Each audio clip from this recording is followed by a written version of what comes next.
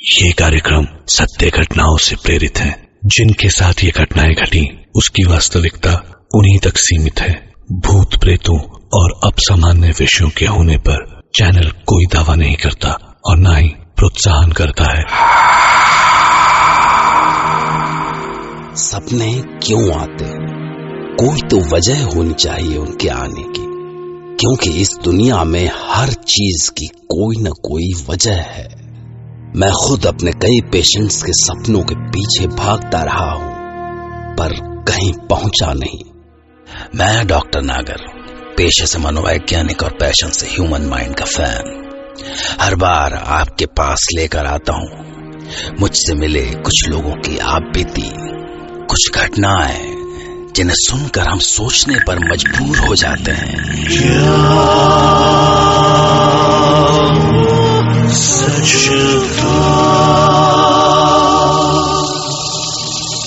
आज की कहानी है हैदराबाद की रेवती की, एक उभरती थिएटर एक्ट्रेस जो अपने सपनों को सच करना चाहती थी। पर एक दिन जब उसका एक सपना सच हुआ तो जैसे कयामत आ गई। वो भी पूर्णमासी की रात थी। पता नहीं क्यों, पर उस हड्डियां जमा देने वाली सर्द रात में भी मैं एक बार फिर से वहीं खड़ी थी, उस कब्रिस्तान के गेट पे। और तभी शायद चांद के आगे से बादल हटे होंगे और कब्रों के ऊपर की छाई काली हटने लगी। और तभी एक आवाज आई, एक कब्र के खुलने की आवाज। फिर एक और कब्र खुली, एक और, फिर कुछ इंसानों की आवाज आने लगी।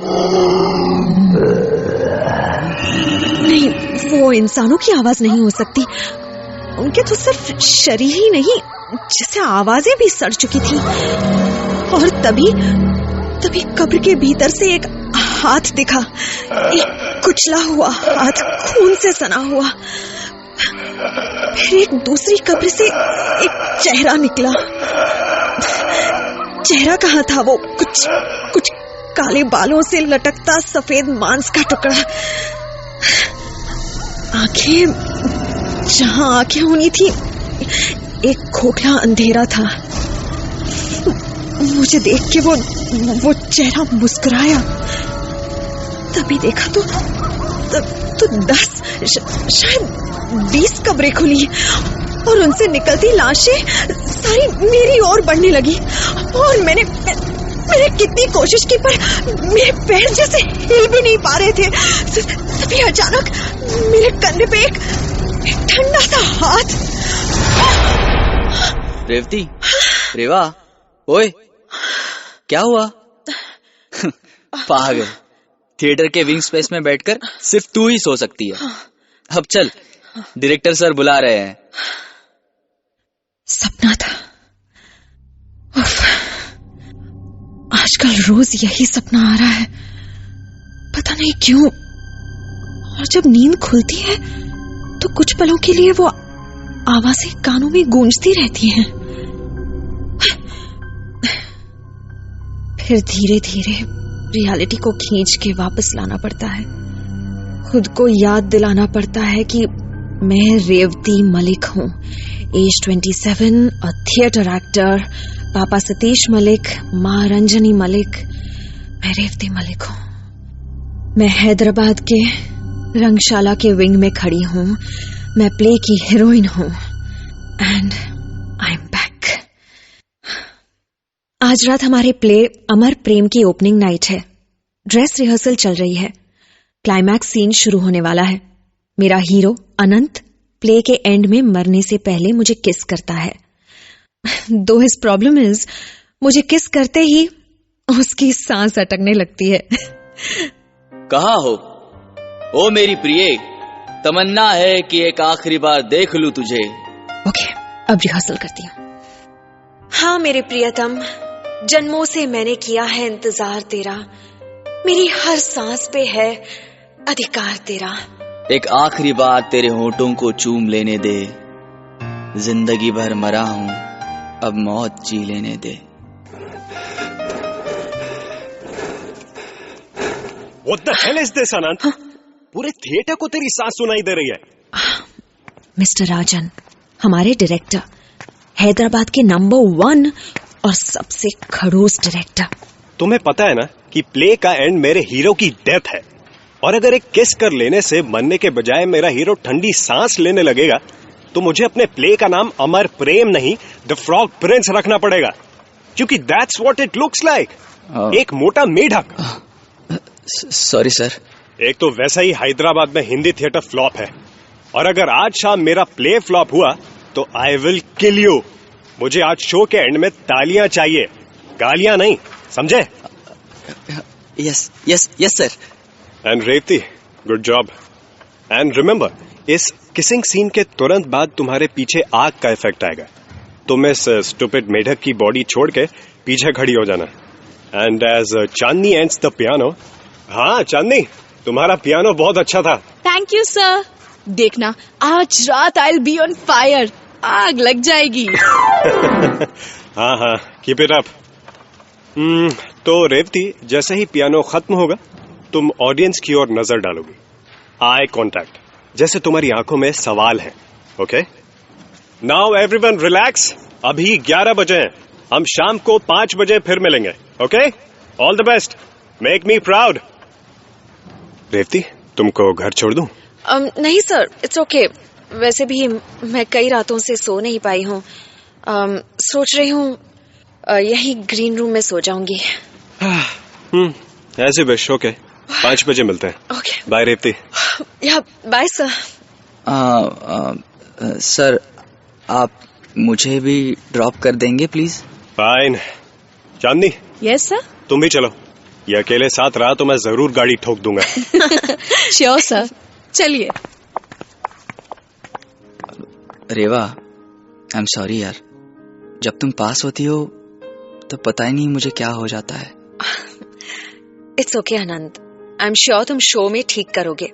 आई प्रॉमिस यू रेवा, आज रात कुछ भी हो जाए मैं लास्ट सीन में सांस रोक कर रखूंगा। हाँ हाँ, आप जाओ यार, मुझे सोने दो। Okay, bye. Yeah bye.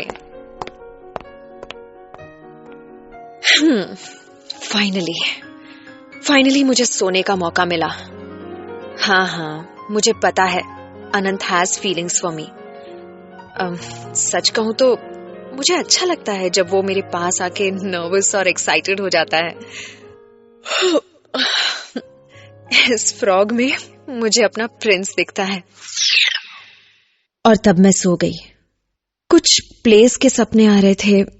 I think बीच में माँ पापा की भी कुछ बात थी, और तब फिर से प्ले का क्लाइमैक्स।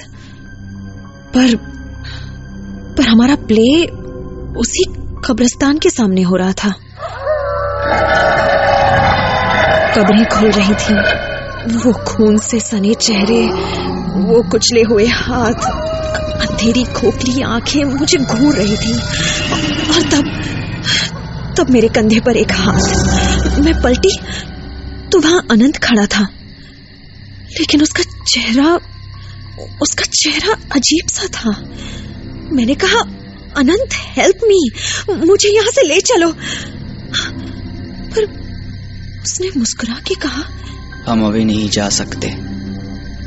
ऑडियंस हमारे किस के लिए सदियों से रुकी हुई है प्रिय, मेरे पास आओ। उसने मुझे अपनी तरफ खींचा। मैं कुछ नहीं कर पाई। उसने मुझे किस किया और come on Revati, get ready, play शुरू होने वाला है। तुम्हारी एंट्री तो सीन 1 में है। मैं पियानो पीस 10 मिनट में शुरू करूंगी। ओके? हाँ, सॉरी चांदनी, लगता है मैं ज्यादा सो गई। नहीं, अभी 3 ही बजे है। एक्चुअली शो प्रीपोन हो गया है। अब जल्दी से तैयार हो जाओ। हाँ, ओके। चांदनी, हाँ, तो तुम्हारी शर्ट पे ये? हाँ, वो एक छोटा सा एक्सीडेंट हो गया। राजन सर ने सच में गाड़ी ठोक दी, बट हम ठीक है। चलो चलो, जल्दी से तैयार हो जाओ। उसके बाद सब कुछ जल्दी जल्दी हुआ। सारे सीन्स अच्छे हुए, और फिर आखिरी सीन। मैं स्टेज की ओर बढ़ी। हे भगवान, बस आनंद की सांसें संभाल लेना। कहाँ हो ओ मेरी प्रिय, तमन्ना है एक आखिरी बार देख लूं तुझे। मैं स्टेज पर चली। आज मेरा फ्रॉग सचमुच का प्रिंस लग रहा था। हाँ मेरे प्रियतम, जन्मों से मैंने किया है इंतजार तेरा, मेरी हर सांस पे है अधिकार तेरा। उसने मुझे अपनी तरफ खींचा। उफ, मैं आनंद से कितना प्यार करने लगी थी, मुझे उसी पल एहसास हुआ। एक आखिरी बार तेरे होठों को चूम लेने दे, जिंदगी भर मरा हूं, अब मुझे जी लेने दे। और तब उसने मुझे किस किया। वो मेरी जिंदगी का सबसे पैशनेट किस था। कुछ पलों के लिए मैं सब कुछ भूल गई, और जब मैं होश में आई मुझे तालियों की गड़गड़ाहट सुनाई दी। We had done it! मैंने विंग्स की तरफ देखा। राजन सर इतने खुश होकर ताली बजा रहे थे कि मेरी आंखें भर आईं। उनके मेंढक ने मुझे बिना सांस लिए किस कर ही दिया। And you know what I did? मैंने आनंद को एक बार फिर किस किया, पैशनेटली, इतना पैशनेटली कि उसकी शर्ट का बटन भी टूट के मेरी मुट्ठी में आ गया। लेकिन तब एक अजीब सी बात मेरे ध्यान में आई। अनंत भारी सांसें नहीं ले रहा था। इनफैक्ट वो सांस ही नहीं ले रहा था। मैंने उसकी आंखों में देखा तो वो मुस्कुरा के बोला, प्रिय, ये है मेरा अमर प्रेम। मेरे पीछे आग का इफेक्ट शुरू हो चुका था, प्ले खत्म हो चुका था, लेकिन पियानो अभी भी क्यों बज रहा था? मैंने पलट के देखा, पियानो में सचमुच आग लग चुकी थी, लेकिन चांदनी अभी भी पियानो प्ले कर रही थी। ओह माय गॉड, वो तो जल रही थी।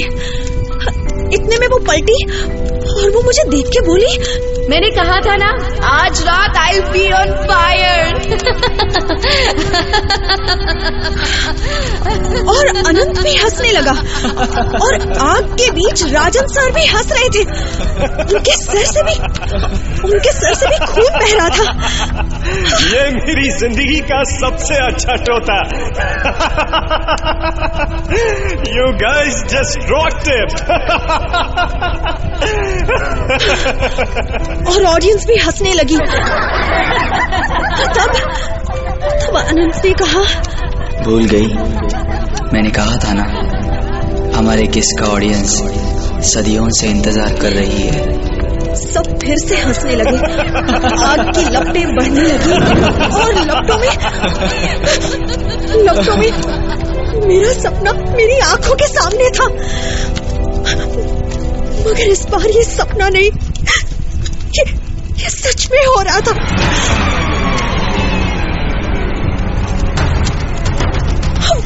वही चेहरे, वही आंखें, वही सर्दी आवाजें, अंधेरी खोखली आंखें, सभी के सफेद चेहरे आग की लपटों में चमक रहे थे। जलता हुआ पियानो भी बज रहा था। सभी मेरी तरफ बढ़ने लगे, और मैं अकेली। नहीं, ये सपना ही है। मेरा नाम रेवती है, मैं एक एक्ट्रेस हूँ। मेरे पापा का नाम सतीश है, मेरी माँ का नाम रंजनी है। माँ मुझे जगाएगी अभी। माँ,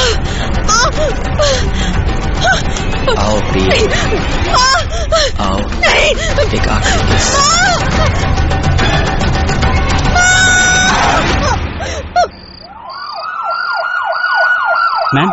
मैम आपका नाम क्या है?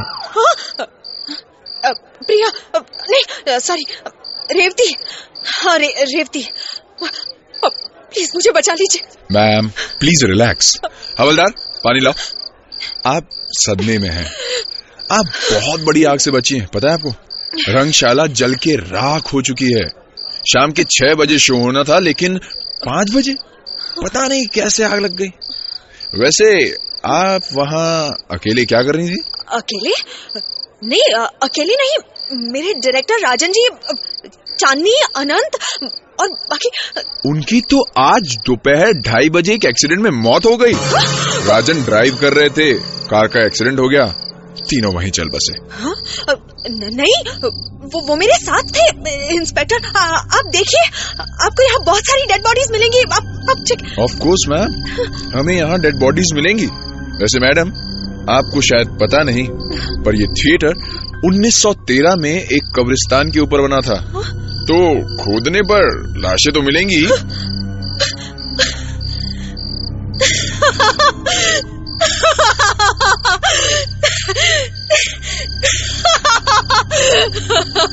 मैम, आप हंस क्यों रही हैं? और ये आपके हाथ में क्या है? ये मेरे प्रिंस की शर्ट का बटन है।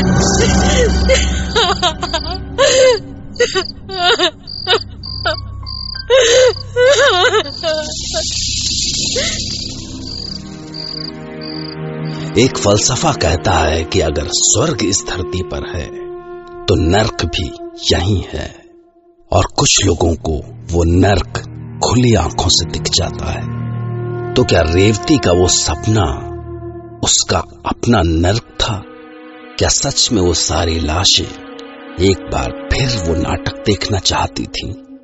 और अगर ये रेवती की कल्पना थी तो अनंत की शर्ट का वो बटन रेवती के हाथ में कैसे रह गया, जो बटन उसे हमेशा यही सवाल पूछता रहेगा।